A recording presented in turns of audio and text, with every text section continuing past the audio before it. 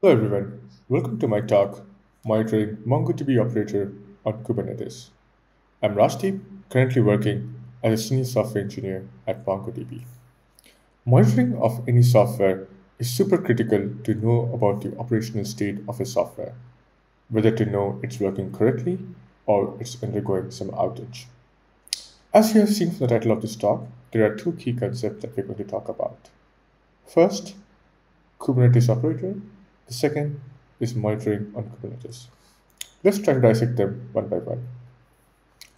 Monitoring Kubernetes components. Monitoring in Kubernetes is broadly classified into two categories: infrastructure and application monitoring. Infrastructure monitoring entails monitoring of the internal Kubernetes control plane and monitoring of the compute and storage resources of the Kubernetes, such as nodes, storage space, disk space, memory, etc. Application monitoring, on the other hand, entails monitoring the application which runs on top of Kubernetes, monitoring resources such as CPU, memory, network usage, etc.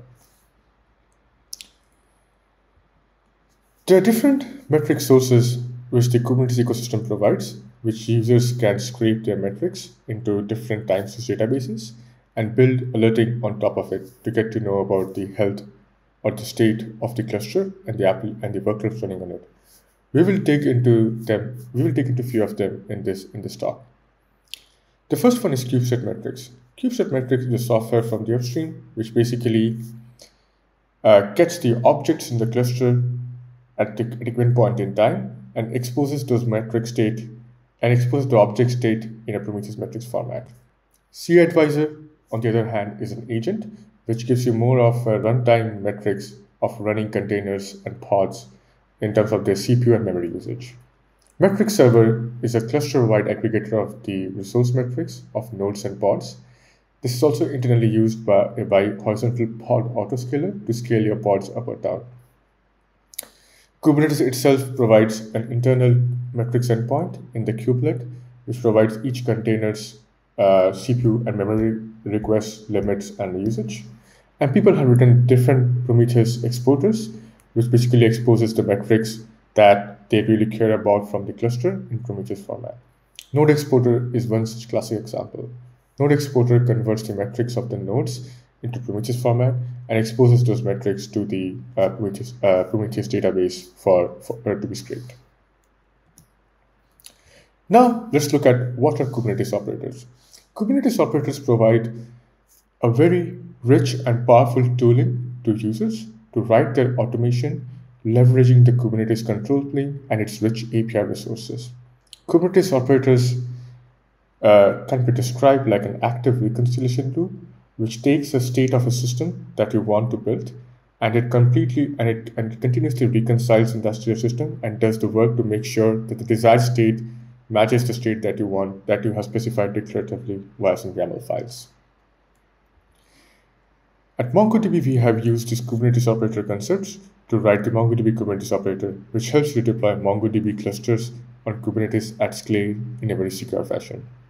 What you do is basically you declare via some YAML files of what MongoDB configuration you want to be running on a cluster. The MongoDB operator takes that input and tries to create the MongoDB cluster on the Kubernetes as per the spec you have provided. We have a community version of the operator in the GitHub. Please feel free to check it out. Now let's look at how the monitoring architecture looks like. In the monitoring architecture, we have the Prometheus metrics database at the central database store, and it fetches the metrics from the Kubernetes cluster. And on top of that, you have the Grafana visualization on top of Prometheus metrics to help you generate insightful graphs and dashboards. For our use case where we are monitoring an operator, we use the kubelet metrics endpoint to get the CPU, memory, file usage, and the file descriptor count of the operator, and the controller runtime library, which is used by the operator to expose the operator pod metrics, such as how long is it taking time to create the MongoDB replica set, which is also known as the reconcile time, or how long is the work queue depth, which is like how many work items are there that is currently being worked on by the operator. While we are working on this thing, we sent a patch upstream to the controller runtime library as well to get the data into more granular details. The patch link has been shared in the slide as well. Now, let's quickly jump to a demo. Here we have deployed a Prometheus and Grafana instance in our cluster, which you can see in the URL. So if you quickly get the pods in the monitoring namespace, which is used for this, we can see the Grafana and the Prometheus pod running. You can either deploy these pods manually or use the Prometheus operator to manage the Grafana Prometheus instance for you. We have exposed both these pods using external load balancer type service object, which you can see in the browser over here. And now we can switch to the MongoDB namespace where the operator is running and where we will also deploy a MongoDB deployment. So here we have seen the MongoDB Enterprise operator pod running. If we edit the pod and try to see its annotations, we will see that it has two annotations which tells Prometheus at which port to scrape to get the metrics needed and whether it should be scraped to Prometheus at all or not. Now we will deploy a 3-pod MongoDB replica set in our cluster. We will set a watch on the pods to see as they're getting created. So currently we are seeing that the 0th pod has been created and it has just entered running state. On the left-hand side, we can also do a watch on the MongoDB custom resource to see what state it's currently in. When it has reached the final state, the phase will say running.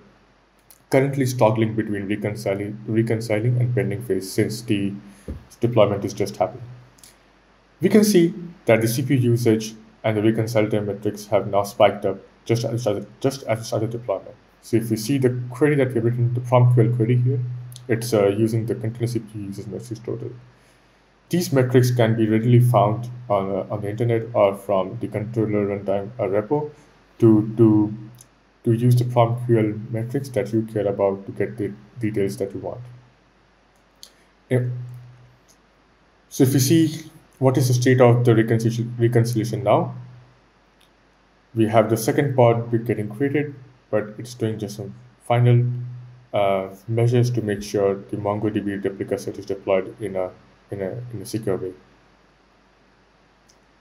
During this rollout, one can also put alerting on all the CPU usage, memory usage, reconcile time to find any discrepancies in the data.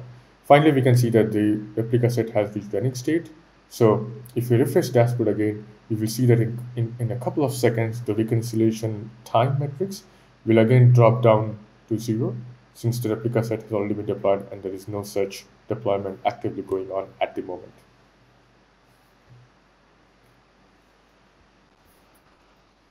So here we have seen a very reliable way to set up monitoring for your operator, in particular the MongoDB operator, to know that whether it's deploying the MongoDB clusters on your Kubernetes cluster in a very safe and resilient fashion. Hope it will help you get some insights about your cluster's health, about the operator's health, and help you save some outages. Thank you for taking time to join this talk.